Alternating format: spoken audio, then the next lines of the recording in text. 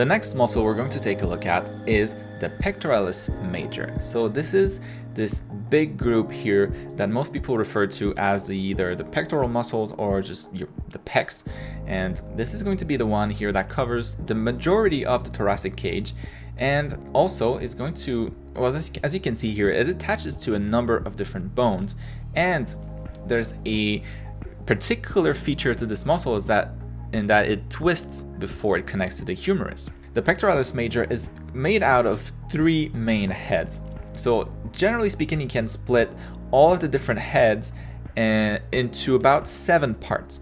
So for the top part here, where it connects to the clavicle, this part here is going to be called the clavicular head. And this is going to be split in half. So you'll have kind of like two portions, 2 parts for the clavicular head. Next, where it attaches to the sternum, this is going to be called the sternocostal head. And this part here is going to be generally about 4 different sections. So you have 1, 2, 3, 4 going all the way down. And then you'll have one last section forming the seventh part, or the last of the 3rd major heads of the pectoralis major, and that's going to be called the abdominal head. And then there's one last thing here that I haven't mentioned, and it's that the pectoralis major attaches also not only to the sternum, the clavicle, and part of the abdominal muscles, but it also attaches to the kind of like the tip of the ribs here, where the ribs connect to the sternum. So it's not just the sternum; it's the sternum, the side of the sternum, and then part of the ribs themselves. Now, this muscle obviously is a key part of moving your arms. So as you can see here, since it's so big and so large, there's a lot of options for it to pull on your arm. So it can pull upwards, it can pull sideways, horizontally, or it can pull downwards. And then finally, it's also important to note the biceps is going to attach here as well on the humerus, but a little bit higher. And it's going to slide underneath the pectoralis major. So this portion here is always going to be in front of the bicep, laying on top of it. All right, so let's take a look at how to draw the pectoralis major. The pectoralis major in its simplest form is like a fish without a head. So it's going to be something like this. We start with a line, then we cross, and then it grows, and chop the head, and then we do the same thing on the other side. So that's going to be it pretty much. So you can imagine, if you had a head like this, little fish, you cut its head, and then you're left with this. So this is the basic form for the pectoralis major. It's a very simple form, and as we all know here, this is going to be the section here where it attaches onto the humerus, and then the section in the center where it attaches onto the sternum, and a portion of the top where it attaches onto the clavicle. So let's draw it on the actual body now. So I'm going to start here, the shape at the clavicle. So maybe a little bit over here. So right here, and we'll have the other side as well. And then it attaches into the clavicle right about up until right about there. And then starts to curve to attach onto the humerus. And then we'll have the tail that twists. And then back down again. And this, the lower portion here is going to go all the way down here to the sternum. So it would look something like this. All right, so in its most basic shape, this would be how you attach the pectoralis major onto the body. So I'm going to draw quickly the other side. Now I mentioned that there's 3 different heads to the pectoralis major. So I'm going to draw those as well in here. So we have the clavicular head, which is going to be right. So you can trace a line from the corner here, the beginning of the tail for the fish, and trace a straight line all the way to the center, all the way to the corner here where the clavicles start. So it'll be the clavicular head, and then in here you'll often have a separate another subdivision with a much smaller portion here. So something like that. And again, this muscle attaches here and ends here and here. So the fiber of the muscle is always going to be between all those points here. So we have right here, so there's tension this way, tension this way, tension this way, tension like this, and then it starts from the other side. So tension like this way, that way, in that way. So those are going to be all the different tension points for the pectoralis major. And as you can see here, where it starts to twist, the top portion here is always going to be on top. So this portion here is on top, and this other portion back there is underneath. So the lower portion slides under to end up attaching higher on the humerus, and the top portion slides over and attaches lower on the humerus. So the top portion here, and then the sternocostal head is going to be going from about right here to the top. It's going to start at the top of the sternum and then end right down there. So we can trace a line this way. There you go. And then we'll have the abdominal head here at the bottom.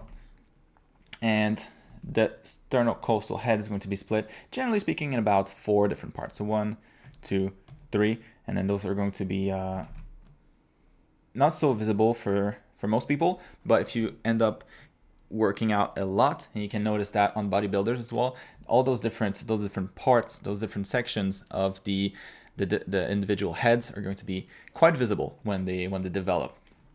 Now, just like with the other muscle, just like with the sternomastoid, this muscle also is going to contract and stretch quite a bit. And so when it contracts and when it stretches, the volume is always maintained, and this can actually get quite thin. So right now it's pretty thick, right? It's a pretty big muscle, but when you stretch it by lifting your arm, for example, it is going to stretch considerably. So I am going to demonstrate that on this example here where the arm is raised, so you'll get a nice stretch of the pectoralis major. So it attaches on the sternum here. As we all know, it also attaches about halfway onto the clavicles. And from there, well, it just goes and attaches onto the humerus right about here, right? So slightly lower than the joint, because we have other muscles that are going to attach a little bit higher on the arm. So we have the tail of the fish here. So bottom of the tail attaches right here.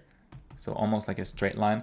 And then the top of the tail right here is going to attach all the way down here and form the abdominal head. So something like this. So as you can see here, the muscle is considerably stretched out. And then all the heads in the center are gonna still connect to here. So that's kind of what it would look like when stretched. So we're going to do the same thing on the other side right here. So top portion then goes down and then attaches down here on the humerus. And then we have the tail of the fish, goes back up and then down here to attach onto the rib cage and then connects to the sternum.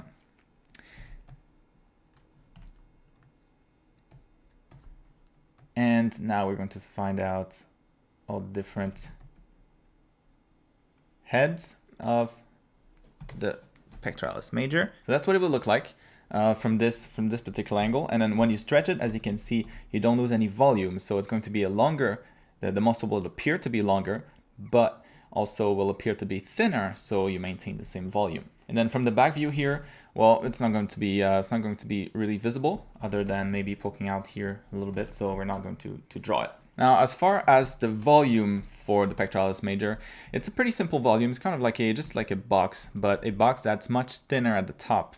So if we look at it from the side view completely, so you have the rib cage right here, and then the pectoralis major will attach just like that, like a box right onto the rib cage.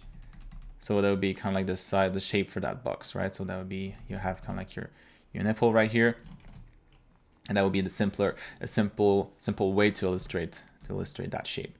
And then if we do it in 3D, it would look something like this. A little bit of thickness at the top, but the majority of the volume, the majority of the thickness is going to be towards the bottom of the sternum. So it would be something like this. So a little bit of volume here, but a lot more towards the lower portion. And then you would have the nipple that kind of lands right on that corner right there. something around here. So this is how you draw this muscle onto the body, and this is how it stretches. One thing also that we really need to point out when it comes to this muscle here is where does the breasts attach onto for females. So drawing this muscle, drawing the pectoralis major is going to be a key step in being able to place the breasts accurately onto the thoracic cage. So if you don't have this muscle here, it's a little bit more tricky to do that. And you'll see often artists either place it way too high or way too low, or making essentially just basic mistakes when it comes to placing the breasts. Basically, the breast is going to attach onto the lower portion, so the lower half of the pectoralis major, and it's going to stake out quite a bit. So depending, if it's big or small, but it's going to be kind of this shape right here. So a tilted oval that's going to start in the center of the pectoralis major. So if you were to draw a line right here, tracing the center of it, it will be something like that. And a tilted oval. So not a perfect circle. This is actually going to be a little bit more accurate to draw it this way. Right? So something like this. So if you were to draw the nipple for the male, it would land right about here. So on the intersection between the abdominal head and the sternocostal head. But for female, for the male it would be right about here. But for female, since there's added mass on top, where it's going to land a little bit lower than that. So maybe somewhere around here instead. So this is how you draw the breast. It's not a circle. It's an oval that is tilted towards, if you were to draw kind of like the line separating that oval, it would land somewhere around, at the top of the sternum right here. So we can imagine kind of this triangle here for the breast. So this is how you draw the breast, and of course you can soften the connection after that. Right now it's just a ball that we attached on it. But when you add the skin on top of that, the silhouette of the breast is going to fade a little bit more, and so you would have kind of like the connection here. The skin would blend nicely, and you would have a proper breast. Now, if you want to draw them bigger, so if you want to increase the cup size, well, it wouldn't increase from the top here. So what's important to keep in mind is that it'll only grow from the bottom. So the oval is going to start always at the same spot, but the circle can just get bigger and bigger in that same direction here. So you can make that oval bigger, but you extend it from the bottom, not from the top. So there you go. So that's how you would increase the cup size. Oh, and one last thing, forgot to mention about the pectoralis major, but when it grows, and this is going to be the same for every muscle, where the muscle grows is always going to be towards the center of the muscle itself. So where it attaches onto, the insertion points, those are never going to grow that much. Where most of the growth is going to happen is on the inside of the shape. So not so much on the extremities. So here towards the sternum, there's not going to be much growth there compared to the rest, the center portion here of the muscle. So yeah, just something to remember. It's going to be the same with every muscle, like we've seen here also with the sternomastoid. There's not going to be much growth here where it attaches onto the sternum and the clavicles. The majority of the growth is going to be on the side of the neck here, where the main mass of the muscle is away from the insertion points.